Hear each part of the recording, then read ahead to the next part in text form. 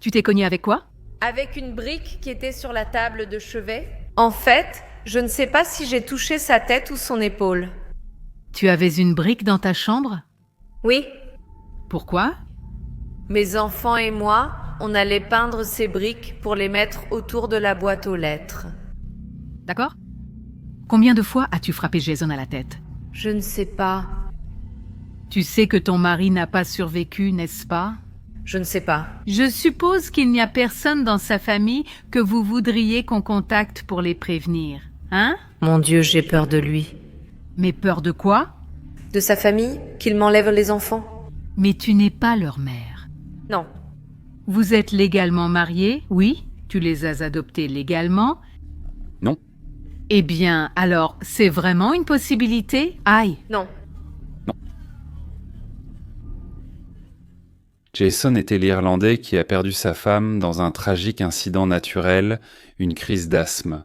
Il a commencé à élever seul ses 2 jeunes enfants, Jack, âgé de 2 ans, et Sarah, qui n'avait que 12 semaines. À l'époque, pour l'aider avec les tâches ménagères, il a décidé d'engager une nounou. Et celle qui a obtenu cet emploi chez lui était une jeune Américaine de 24 ans appelée Molly. Avec le temps, ils se sont rapprochés, ont commencé une relation, se sont mariés et toute la famille est partie vivre aux États-Unis. Cependant, des problèmes ont commencé à surgir entre le couple, principalement parce que Molly exigeait que Jason la laisse adopter légalement les enfants, ce qu'il n'a pas permis. Pendant toutes leurs 7 années de relation, il a agi ainsi pour une seule raison. Jason savait que, si un jour ils se séparaient, elle aurait le droit légal de demander la garde exclusive des enfants. Tu connais ce dicton, seulement par-dessus mon cadavre? C'est exactement ce que Molly et son père ont fait. En août 2015, Jason a été tué. Cette affaire est pleine de détails et de rebondissements. Vous pouvez déjà vous en douter à cause de la durée de l'épisode. Et jusqu'à aujourd'hui, on en parle encore dans les médias ici en Irlande, parce qu'en plus tout le monde ici déteste cette femme. Sarah, la fille de Jason, qui à l'époque du crime n'avait que 7 ou 8 ans et qui aujourd'hui en a presque 20, a déclaré lors d'une interview à la radio cette année qu'elle pense qu'elle et son frère n'ont rien entendu la nuit du crime parce qu'ils ont été drogués par Molly pour dormir. Alors, préparez-vous. Et parce qu'aujourd'hui, vous allez découvrir l'affaire de Jason Colbert et ses mystères. Je veux vous inviter sur ma nouvelle chaîne appelée Dossier Mystère Compilation, où je regroupe plusieurs affaires criminelles par thème, pendant 2 ou 3 heures sans interruption. Donc vous pouvez y retrouver des affaires compilées, des tueurs en série, des affaires compilées, des harceleurs, des crimes brutaux, des crimes brésiliens, des applications de rencontres. Le lien de la nouvelle chaîne est en description. Cliquez sur suivre et activez la notification. Message transmis. Passons donc à l'affaire d'aujourd'hui.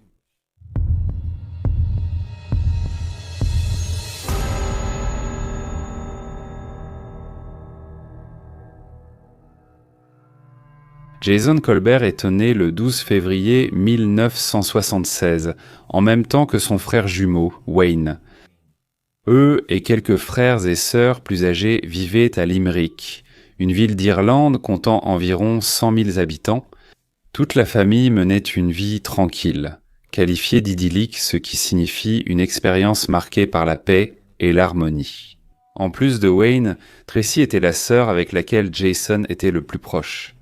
Dans les années 90, par l'intermédiaire d'une amie, il a rencontré une fille appelée Margaret Fitzpatrick. Tous ceux qui les connaissaient disaient combien ils s'aimaient, s'entendaient bien et semblaient être des âmes sœurs. Ils se sont mariés en 2003, en 2004, ils ont eu leur premier fils, Jacques, et en 2006, une fille appelée Sarah. Malheureusement, cette même année, alors que la petite Sarah n'avait que 3 mois, Marguerite a subi une grave crise d'asthme et est décédée. L'incident a eu lieu chez eux, en pleine nuit, en présence de Jason et de la sœur de Marguerite, venus leur rendre visite quelques jours. Selon les informations de Catherine, la sœur de Marguerite, Jason a frappé à la porte de sa chambre vers 2 heures du matin, désespéré, demandant de l'aide, car sa femme faisait une grave crise respiratoire. Ils ont tous deux appelé les urgences, mais tout est allé très vite.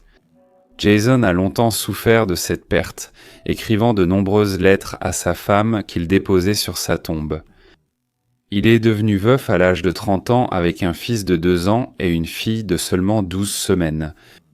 Il a continué à s'occuper seul de ses enfants jusqu'en 2008 lorsqu'il a eu besoin d'aide pour les soins.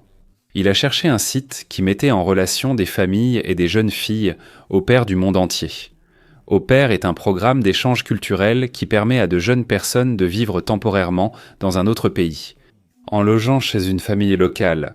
En échange de s'occuper des enfants et d'aider dans de petites tâches ménagères, en général, la jeune fille au pair reçoit une rémunération hebdomadaire symbolique, ainsi que la nourriture, le logement et, dans certains cas, même une aide pour étudier dans le pays d'accueil. Et c'est dans ce contexte qu'il a reçu le message d'une candidate. Molly Martens. Molly est née le 28 septembre 1983 et avait 24 ans. Elle est la fille de Sharon et Thomas Martens, a 3 autres sœurs et à l'époque, toute la famille vivait à East Knoxville, Tennessee, aux États-Unis. La famille était bien connue et très bien vue de tous. La mère de Molly est docteur en mathématiques et son père est avocat. Et ancien agent du FBI, il a déjà travaillé dans le domaine criminel et dans le contre-espionnage national. Un fait curieux est que, lorsqu'il travaillait pour le FBI, il a passé un certain temps à former des détectives aux interrogatoires. À l'adolescence, Molly nageait en équipe, mais était moins douée que ses frères et sœurs en études et sport.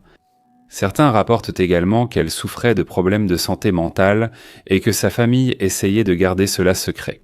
Au début de l'âge adulte, Molly est allée vivre seule dans un appartement. À l'époque, elle travaillait déjà comme baby-sitter et donnait des cours de natation aux enfants. À cette époque, elle avait aussi un petit ami nommé Keith McGinn. En 2007, à l'âge de 23 ans, Molly est tombée enceinte, mais elle a fait une fausse couche, ce qui a énormément affecté son état psychologique. Elle était complètement déprimée, anéantie, et cela a duré longtemps, l'obligeant à prendre divers médicaments pour contrôler ses émotions. D'après ce que raconte Molly, elle ne voulait plus être dans cette relation, et à cause de cela, elle voulait faire un changement radical dans sa vie. C'est pourquoi, en 2008, elle a fini par créer un profil sur un site d'au pair et a trouvé une opportunité de travail chez Jason, en Irlande. Son annonce se démarquait des autres parce que Jason avait précisé qu'il était un père célibataire, qu'il avait perdu sa femme il y a très peu de temps, qu'il avait 2 jeunes enfants et qu'il avait besoin d'aide avec eux. Molly, touchée par la situation, a vu là l'occasion parfaite pour le changement qu'elle désirait tant et a décidé d'aider. Mais ce qui semblait être le début d'une nouvelle vie, pour elle, s'est finalement révélé être un changement radical dans la vie de tous les concernés. En effet, 7 ans plus tard, dans la nuit du 2 août 2015, Jason a été brutalement assassiné par elle et par son père Tom Martens.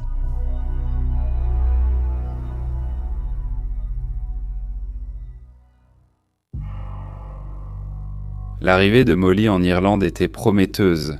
Elle était enthousiaste à l'idée de découvrir une nouvelle culture. Et Jason se sentait enfin soulagé de pouvoir compter sur quelqu'un pour l'aider à s'occuper de ses enfants.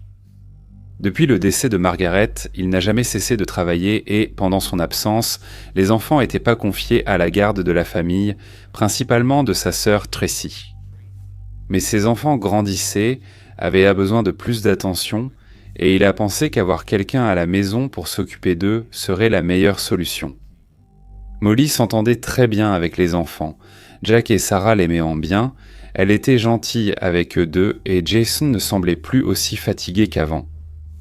Peu après, Tracy a remarqué que son frère regardait Molly autrement et que leur relation dépassait celle d'une employée et de son employeur.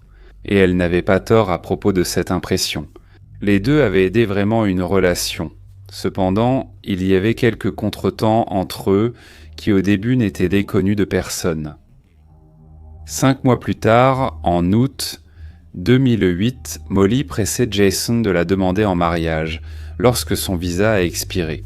Elle est retournée aux États-Unis pendant quelques semaines et Jason a profité de cette pause pour lui suggérer de trouver un emploi comme jeune fille au pair dans une autre famille irlandaise avant de revenir. Ainsi, ils pourraient avoir une relation normale, en commençant par sortir ensemble, avoir des rendez-vous et faire évoluer les choses progressivement, au lieu de vivre comme mari et femme dès le début. Sa principale préoccupation concernait ses enfants, et il a même exprimé cela dans un email qu'il lui a envoyé. Je m'inquiète surtout pour Jack et Sarah. Ils ont déjà traversé de nombreuses tragédies dans leur vie, et même si je sais qu'ils sont résilients, je m'inquiète de leur faire revivre quelque chose de mauvais à nouveau. Je répète que si la relation était normale, nous sortirions ensemble et les enfants seraient moins exposés. Jusqu'à ce qu'on soit sûr de vouloir aller de l'avant avec tout ça, j'ai très peur. Molly, je ne veux pas te perdre, mais surtout, je ne veux pas risquer que Jack et Sarah perdent une autre mère. Si ça ne marche pas entre nous, ça pourrait ne pas arriver, mais je veux vraiment être sûr de pouvoir te donner tout ce dont tu as besoin pour ça. Vraiment, ça pourrait ne jamais arriver. Mon Dieu, j'aimerais tellement que tu sois ici pour parler avec moi. En réponse, Molly a écrit « Je voudrais que tu ne me considères pas comme une arme pour les enfants. C'est horrible. Et même si j'étais avec toi maintenant, savoir que tu n'es pas sûr de vouloir être avec moi me consumerait et me détruirait. Je veux juste être aimée. J'ai 25 ans et je sais que je veux de l'amour, un mari et une famille. Et, évidemment, je veux ces choses avec toi. Mais si tu penses que tu n'as pas ça à m'offrir, dis-le-moi tout de suite. Je peux te détester un temps, mais ça passera. Ce que je ne peux pas faire, c'est attendre ou être trompé jusqu'à ce que tu prennes une décision. » Jason a alors abordé le sujet avec ses enfants, pour voir leur réaction face au fait d'avoir une belle-mère. Et la réaction des enfants à ce sujet a été très réconfortante. Ils adoraient Molly et semblaient heureux que leur père soit heureux avec elle, donc quand elle était revenue, ils ont officialisé leur relation. En 2010, ils se sont fiancés, mais Molly a insisté pour retourner aux États-Unis afin de se marier et d'y vivre. Heureux avec elle et voyant ses enfants épanouis auprès de leur nouvelle mère, Jason a organisé le départ de toute la famille en Amérique. Il a postulé à des emplois, en a obtenu un et, ainsi, toute la famille a déménagé à Meadowlands, en Caroline du Nord. Les enfants se sont parfaitement adaptés à leur nouvelle vie, ont commencé à faire du sport, se sont fait de nouveaux amis et se sont très bien intégrés dans la région. Cependant, il semble que la vie de la famille entre quatre murs n'était pas si parfaite que ça. Molly semblait agir différemment selon le groupe de personnes avec lequel elle se trouvait. Et il existe de nombreux témoignages qui, une fois rassemblés, permettent de se faire une idée de la confusion mentale dont elle semblait souffrir. En 2011, le jour du mariage, une grande partie de la famille de Jason se trouvait aux États-Unis. Tracy et Suzy, une amie de longue date de Molly et demoiselle d'honneur, ont échangé des confidences sur le couple.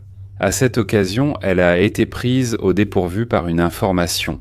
Suzy a commenté à quel point elle était heureuse que Molly, qui était l'amie d'enfance de Margaret et la marraine des enfants, épouse maintenant officiellement Jason et devienne leur nouvelle mère. Tracy a été choquée. Ce n'était absolument pas vrai. Une autre chose révélée plus tard par Jack et Sarah eux-mêmes, c'est qu'après le mariage, Molly a retiré toutes les photos de la maison où apparaissait la mère biologique des enfants, donnant l'impression qu'elle devait être la seule image maternelle qu'ils devaient en avoir. Et pour finir, ce qui me semble le plus absurde, c'est un épisode qui s'est produit lorsqu'elle a participé à une réunion d'un club de lecture. L'une des filles a partagé qu'elle venait de découvrir qu'elle était enceinte, et à ce moment-là, Molly a commencé à dire à quel point il est merveilleux d'être enceinte et d'être mère.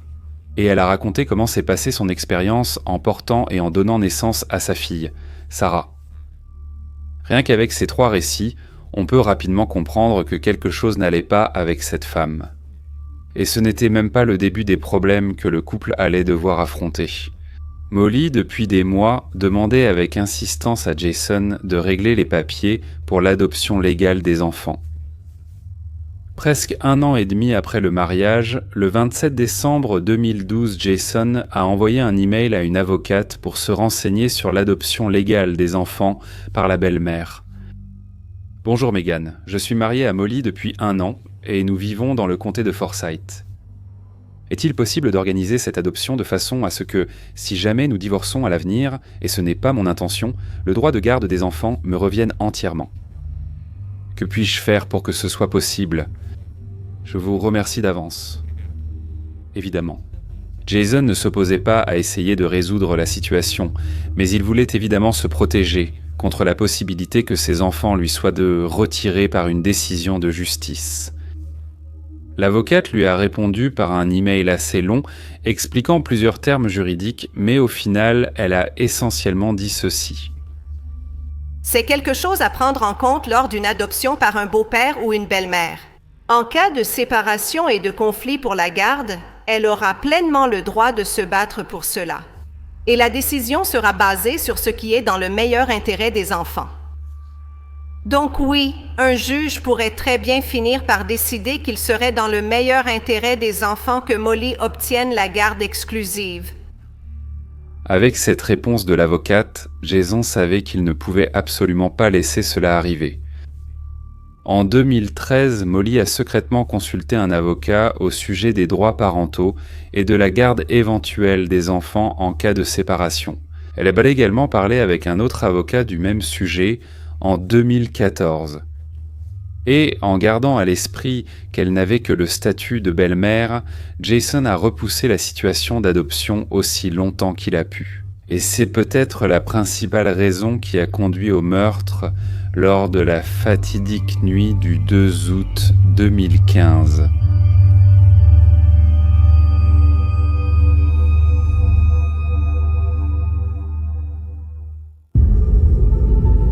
À 3 heures du matin, le 2 août 2015, le père de Molly, Tom, a appelé le 911 pour signaler que Jason était grièvement blessé. Il a dit qu'il était intervenu lors d'une violente dispute entre lui et sa fille. Par instinct de défense, il l'avait attaqué avec une batte de baseball, ce qui avait sans doute été fatal. Jason semblait ne pas respirer, tandis que l'opératrice envoyait une ambulance sur les lieux. Il a donné des instructions à Tom et Molly pour effectuer les procédures de réanimation, même si Tom laissait entendre qu'il avait frappé son gendre seulement pour qu'il arrête d'attaquer Molly. La scène du crime ressemblait vraiment à un décor de film d'horreur. L'incident s'est produit dans la chambre du couple et il y avait du sang partout.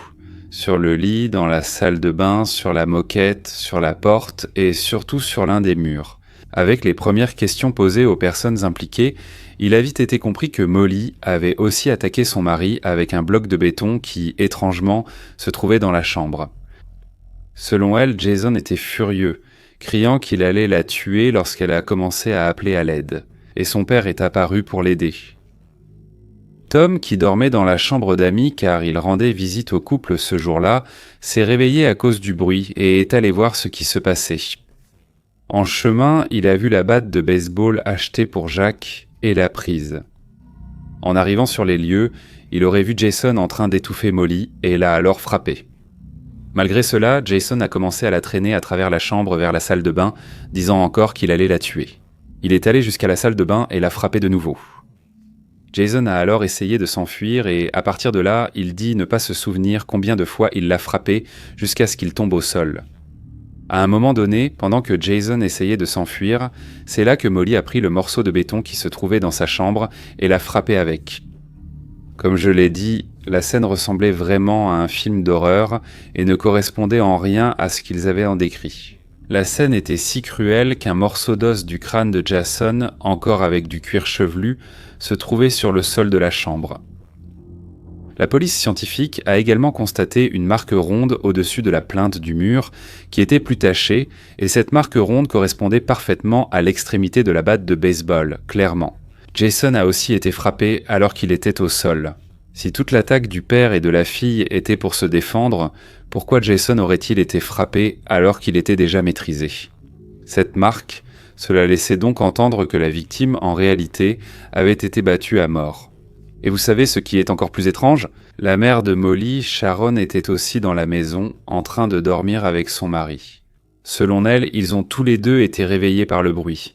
Mais lorsque Tom s'est levé en disant qu'il allait se vérifier, elle s'est simplement rendormie. En plus d'elle, les enfants, évidemment, étaient aussi dans la maison, mais ils n'ont rien entendu. Cela a amené la police à se demander comment 3 autres personnes présentes dans la maison ont pu continuer à dormir. Au milieu d'un scénario aussi digne de Time Web, pause. Le père et la fille ont été emmenés au commissariat et interrogés. Tom a tout expliqué à nouveau, exactement comme je viens de l'expliquer il y a un instant, mais cette fois de manière officielle et enregistrée. En même temps, Molly était interrogée dans une autre pièce par l'enquêtrice Wanda Thompson. D'accord, Molly, dis-moi ce qui s'est passé aujourd'hui. On était en train de se disputer, Toi et qui? moi et Jason. Ma fille a fait un cauchemar. Je suis allée la voir. À mon retour, j'ai vu que je l'avais réveillé. Il était énervé et m'a étranglée. Et comment a-t-il fait ça exactement? Il a serré mon cou très fort avec sa main. Dès qu'il a relâché un peu, j'ai crié très fort. Je ne me souviens de rien d'autre jusqu'à ce que mon père arrive. Je me souviens seulement qu'il courait et que j'ai frappé sa tête. Tu as frappé avec quoi? Avec une brique qui était sur la table de chevet. En fait, je ne sais pas si je l'ai touché à la tête ou à l'épaule. Vous aviez une brique dans la chambre. Oui. Pourquoi? Mes enfants et moi, on allait peindre ces briques pour les mettre autour de la boîte aux lettres. D'accord. Combien de fois as-tu frappé Jason à la tête? Je ne sais pas. Tu sais que ton mari n'a pas survécu, n'est-ce pas? Je ne sais pas. Je pense qu'il n'y a personne dans sa famille que tu voudrais qu'on contacte pour prévenir. Ah. Mon Dieu, j'ai peur de lui. Peur de quoi? De sa famille. Qu'il m'enlève les enfants? Mais tu n'es pas leur mère. Non. Vous êtes légalement mariés? Oui, tu les as adoptés légalement. Non. Eh bien, alors c'est vraiment une possibilité. Aïe, non. Non, non. Bien qu'elle ait pleuré à plusieurs reprises pendant l'interrogatoire, elle s'est montrée bien plus bouleversée en apprenant qu'elle pourrait ne pas obtenir la garde des enfants qu'en apprenant que son mari était mort. Un autre point a aussi attiré l'attention de la police. Tous deux, Molly et Tom, ont déclaré que Jason était ivre cette nuit-là, mais les examens toxicologiques ont montré que ce n'était pas vrai. La quantité d'alcool trouvée dans le sang était de seulement 21 mg pour 100 ml. Et en Caroline du Nord, là où tout s'est passé, une personne peut conduire avec jusqu'à 80 mg pour 100 ml. Autrement dit, le taux était très bas. De plus, il a également été identifié qu'il avait dans son organisme l'un des médicaments que Molly prenait pour dormir. Hélas, on ignore s'il l'a pris lui-même ou si on le lui a donné à son insu. L'autopsie a révélé que Jason avait des ecchymoses sur le front, sous l'un des yeux, sur les épaules, et tellement de coups à la tête que le pathologiste n'a pas pu les compter avec précision, parce qu'elles étaient superposées, comme si les coups avaient été portés plusieurs fois au même endroit. C'est pourquoi un fragment d'os du crâne a été retrouvé au sol dans la chambre. Une autre chose, c'est que le corps de Jason était un peu froid, ce qui laissait entendre qu'il n'était pas encore décédé. Quelques minutes avant l'appel d'urgence, mais en réalité cela faisait des heures. Face à de nombreux indices suspects, la police a commencé à douter que l'incident soit raconté correctement. En réécoutant l'enregistrement de l'appel au 911, les techniciens en réanimation ont douté que Tom et Molly suivaient réellement les procédures indiquées par l'opératrice. Le ton de leur voix, pendant qu'ils comptaient, ne semblait pas montrer d'effort physique. Le comptage ressemblait simplement à un comptage ordinaire. Et à propos du corps de Jason qui était très froid, ils pensaient que, probablement, pendant que le corps de Jason refroidissait. C'était au même moment où le père et la fille discutèrent de ce qu'ils allaient dire à la police.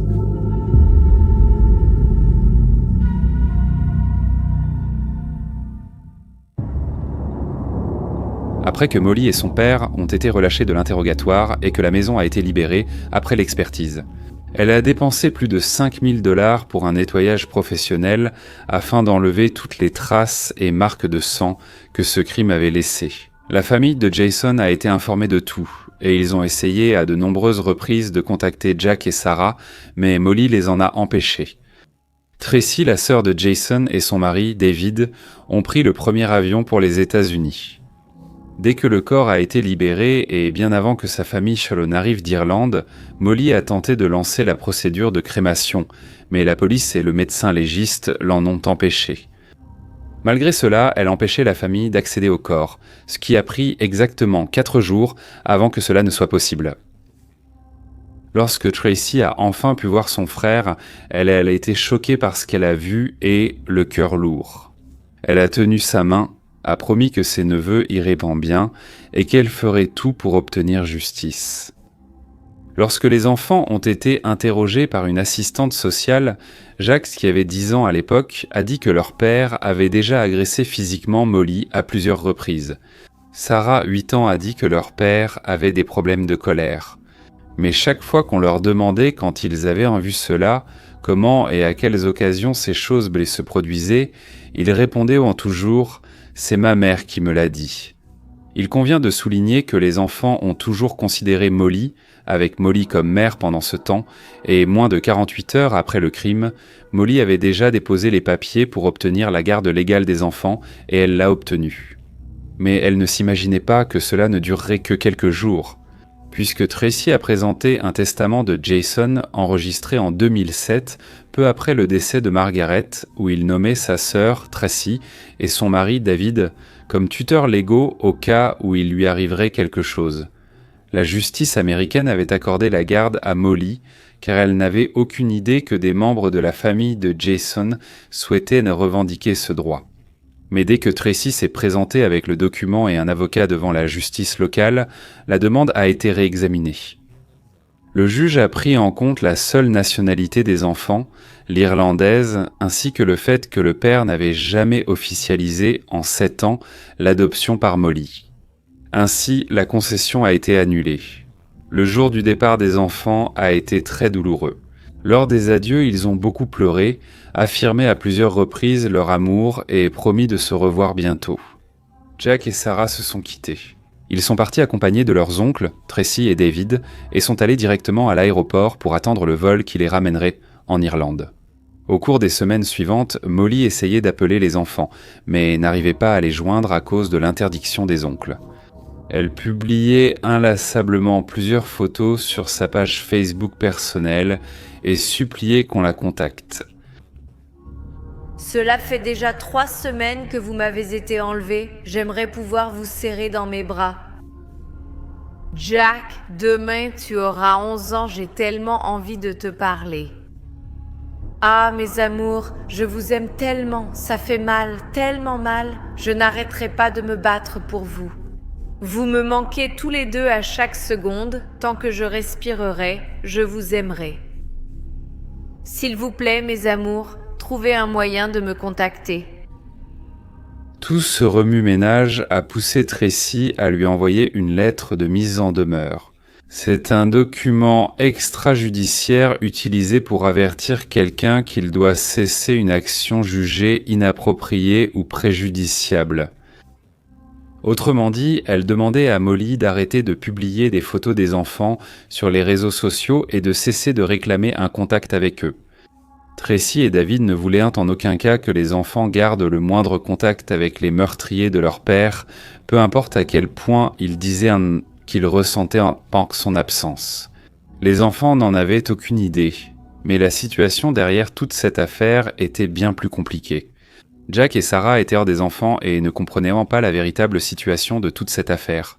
Ils ignoraient en même que Molly était visée par une enquête pour homicide. Et, le 9 janvier de l'année suivante, en 2016, Jack lui a passé un appel auquel elle n'a pas pu répondre à ce moment-là, mais il a fini par laisser un message sur la messagerie vocale OI. Surveille et sache que j'arrive, d'accord, d'accord. Oh là là, tu me manques tellement. Au revoir, appelle-moi s'il te plaît. Au revoir, au revoir. L'appel a finalement été divulgué dans la presse et seule Molly aurait pu faire cela. Jack a été exposé et, à partir de ce moment-là, tout a changé dans la façon dont il voyait cette femme qu'il considérait jusque-là comme sa mère. Tracy a parlé avec lui expliquant pourquoi il ne pouvait pas entrer en contact avec Molly. Et déjà contrarié par la situation, il a lâché quelques informations qui l'ont choqué. Il a dit qu'il avait été conseillé par sa belle-mère de dire des choses spécifiques lors de sa déposition à la police. Et cela est très facile à vérifier. Dans leur déposition, à plusieurs reprises, lorsque l'assistante sociale demande « Avez-vous été témoin de cela ? Comment le savez-vous » il répondait toujours « C'est ma mère qui me l'a dit ». Ainsi, un nouveau témoignage de Jack a été organisé pour être recueilli lors de cette déposition. Réalisé par un appel en ligne de l'Irlande aux États-Unis, où Jack était accompagné d'une psychologue, il a révélé qu'il n'avait jamais vu son père être agressif envers Molly. Il a également souligné que Molly avait dit qu'elle serait peut-être arrêtée à cause de cet accident et qu'elle comptait sur lui pour l'aider à éviter que cela n'arrive. Avec tout cela, il est devenu complètement confus et ne voulait en aucun cas perdre une seconde mère de cette façon. Le 5 janvier 2016, Molly et Tom ont été officiellement accusés d'homicide au second degré et d'homicide involontaire volontaire. Ils ont été arrêtés, mais libérés sous caution de 200 000 $ chacun en attendant leur procès en liberté. Après le paiement de la caution, le tribunal a ordonné que tous deux remettent leur passeport. Et désormais, ils étaient officiellement interdits de tenter de contacter l'un des enfants de Jason, de quelque manière que ce soit. Appels, emails, messages, sur les réseaux sociaux, rien du tout. Molly a nié avoir conseillé l'un des enfants et, en plus, elle a discrédité la méthode du nouvel entretien, puisque tout devait être fait en ligne. Selon elle, la police américaine aurait parfaitement la possibilité d'envoyer un responsable en Irlande pour recueillir le témoignage, en personne. Et du fait qu'aucun officier n'était présent avec Jack au moment de l'entretien, elle a affirmé qu'il pouvait être manipulé par sa propre famille.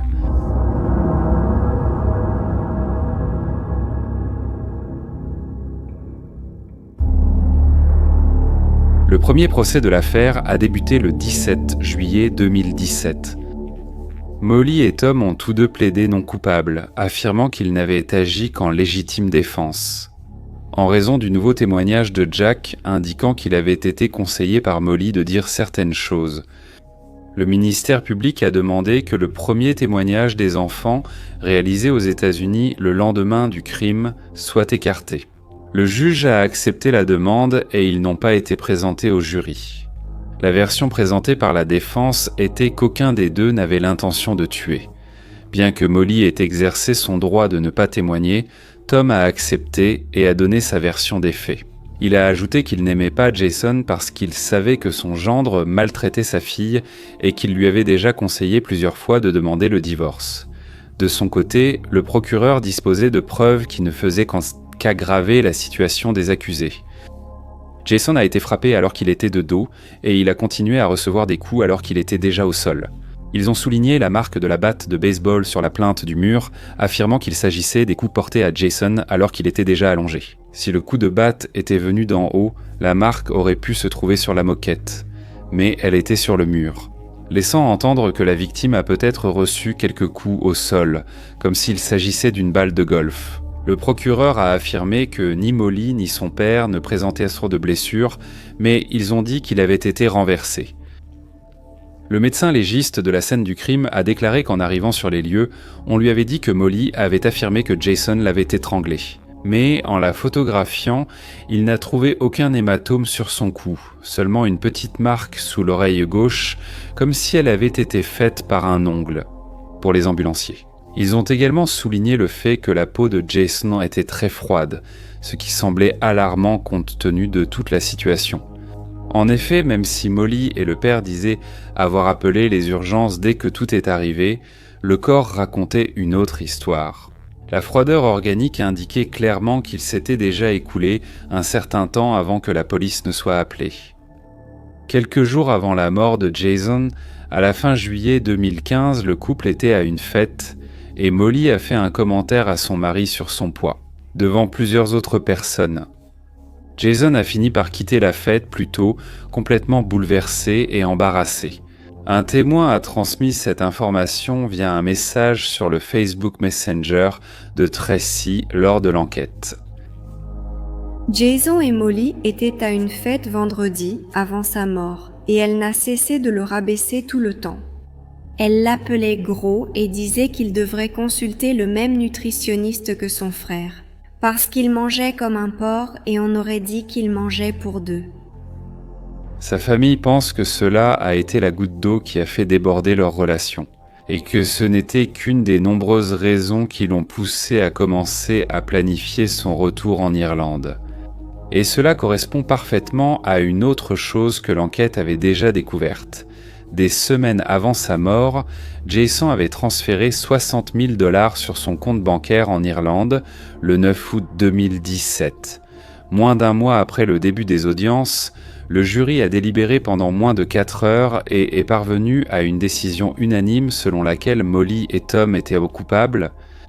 Tous deux ont été condamnés à une peine minimale de 20 ans et maximale de 25 ans de prison. Mécontent de la décision, la famille des accusés a consulté d'autres avocats pour demander une révision de l'affaire. Ils ont affirmé que des éléments avaient été cachés pendant les audiences, ce qui les a lésés au procès.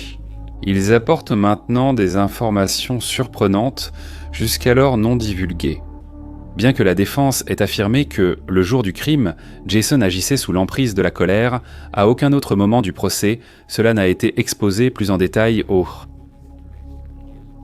2. Sharon, la mère de Molly. Elle avait créé un mot-clé pour les enfants afin que, à tout moment, lors d'un appel avec eux, ils prononcent ce mot-clé. C'était Paon. Elle saurait alors que quelque chose se passait entre le couple et se précipiterait pour aider. Sharon avait également caché son numéro de téléphone dans un objet de décoration de la maison, au cas où ils auraient besoin de l'appeler en urgence. Lors de la première déposition des enfants, ils ont même parlé de ce mot-clé et du numéro caché dans la maison. Mais comme l'enregistrement a été écarté, rien de tout cela n'a été abordé. Tom a même mentionné qu'à une occasion, il avait parlé avec Mike, le père de Margaret, la première épouse de Jason, quand il a confié qu'il croyait que sa fille n'était pas décédée d'une crise d'asthme, mais qu'elle avait été tuée par Jason. Tom aurait révélé cette information parce qu'il pensait que cet homme n'était qu'un père, qui n'acceptait pas le deuil de sa fille et qui cherchait simplement quelqu'un à blâmer. Mais après avoir vu la relation abusive de sa fille, il a commencé à y croire aussi. 6. Sur les conseils d'une amie, Molly avait installé un équipement d'enregistrement pour se protéger des abus qu'elle subissait. Il y avait des dispositifs à plusieurs endroits, sous la table basse, sur la table de chevet, sur le comptoir de la cuisine. Mais ces enregistrements n'ont jamais été mentionnés. Ces enregistrements existent vraiment. Et dans beaucoup d'entre elles qui ont déjà fuité, on peut entendre Jason se disputer avec Molly, parfois en criant. Mais dans aucune d'entre elles, il n'y a de moment qui puisse être interprété comme une agression physique. Cependant, même la nouvelle défense a refusé de présenter les enregistrements audio au tribunal, invoquant ce principe. Si tout était enregistré dans la maison, où est celui du jour du crime ? Si la possibilité de faire écouter les enregistrements au tribunal était évoquée, elle devrait très bien expliquer pourquoi l'enregistrement du jour du crime n'existait pas. Et cela pourrait remettre en question toute la crédibilité du récit que la nouvelle défense présentait. Ces arguments favorisaient une nouvelle vision des faits. Peut-être que la peine serait moindre, peut-être qu'ils seraient considérés comme innocents, qui sait ? Pour eux, l'essentiel était désormais d'obtenir un procès plus équitable. Le 31 janvier 2019, 3 ans et demi après le crime, le père et la fille ont eu droit à une audience préliminaire d'appel. À cette occasion, ils ont obtenu le droit à un nouveau procès et le droit d'attendre toute la nouvelle procédure en liberté.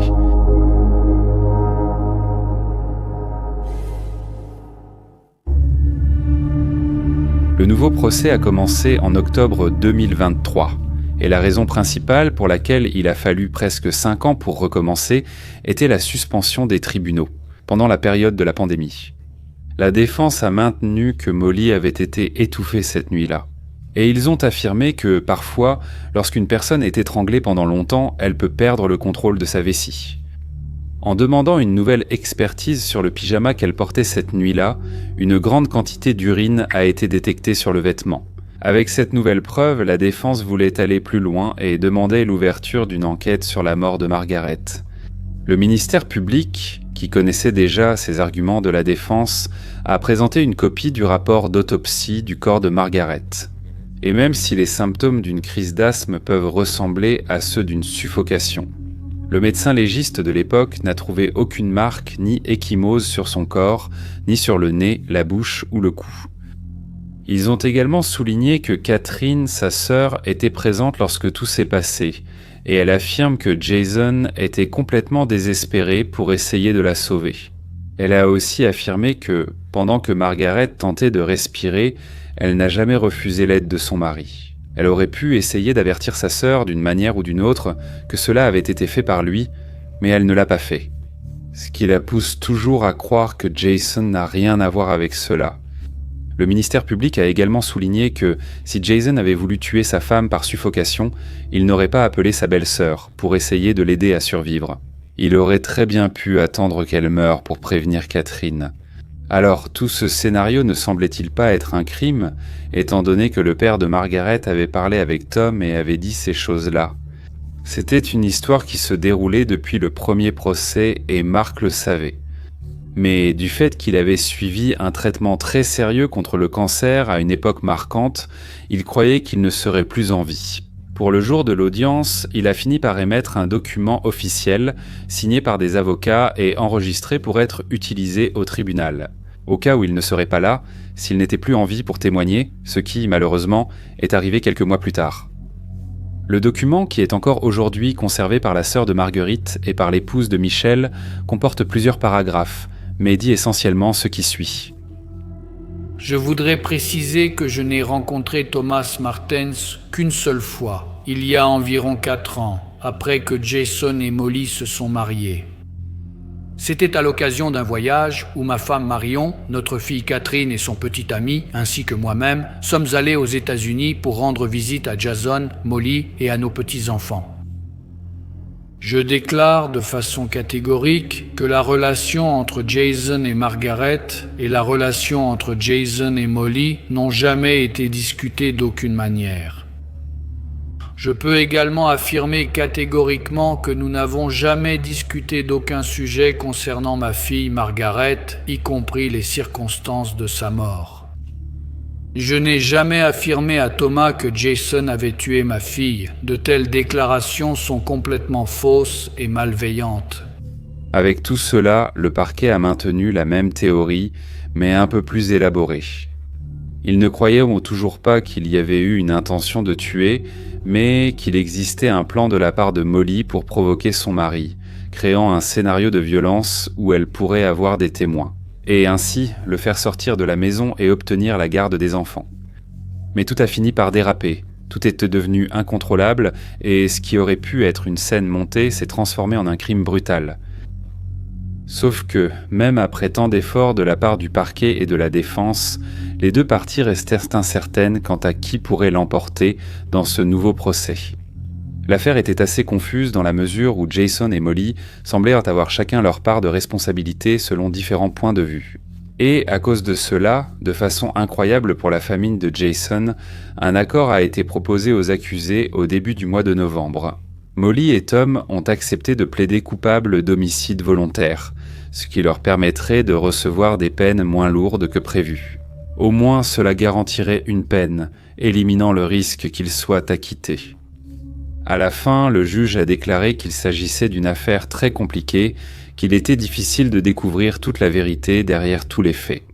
Et du fait que les deux parties aient conclu un accord, la nouvelle peine prononcée serait de 51 à 74 mois de prison. C'est bien ça, des mois, c'est-à-dire de 4 ans et 3 mois à 6 ans et 2 mois. Et en tenant compte du temps qu'ils avaient déjà purgé après le premier procès, il ne leur restait que quelques mois pour atteindre le minimum de la peine.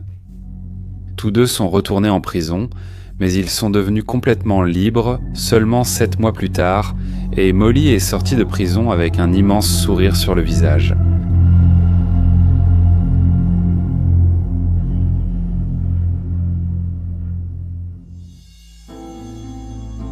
Netflix a produit un documentaire complet sur cette affaire. Il inclut la participation de Jack, Sarah, Tracy, David de la famille, de Margaret, des enquêteurs, des avocats de la défense et des procureurs, ainsi que de Tom lui-même et de Molly. C'est un documentaire que je recommande vivement de regarder, afin que vous ayez plus de bases pour tirer vos propres conclusions. En 2018, Tracy a écrit un livre sur l'affaire, intitulé « Mon frère Jason », l'histoire inédite de la vie et du meurtre brutal de Jason Corbett par Tom et Molly Martens. En février 2025, ce fut au tour de Sarah elle-même de publier un livre, intitulé « Un temps pour la vérité. Mon père Jason et ma quête de justice et de guérison ». Dans une interview accordée à News Talk Show, une émission de radio irlandaise, Sarah a présenté le livre et a apporté une information supplémentaire percutante. Elle croit qu'elle a été droguée pour dormir. La nuit du crime, Jack et Sarah ont perdu 3 parents, et de manière complètement traumatisante. La première mère, dont Sarah, malheureusement, n'a aucun souvenir, est décédée très jeune d'une crise d'asthme. Le père a été brutalement assassiné, et la seconde mère, évidemment, a été éloignée de leur vie.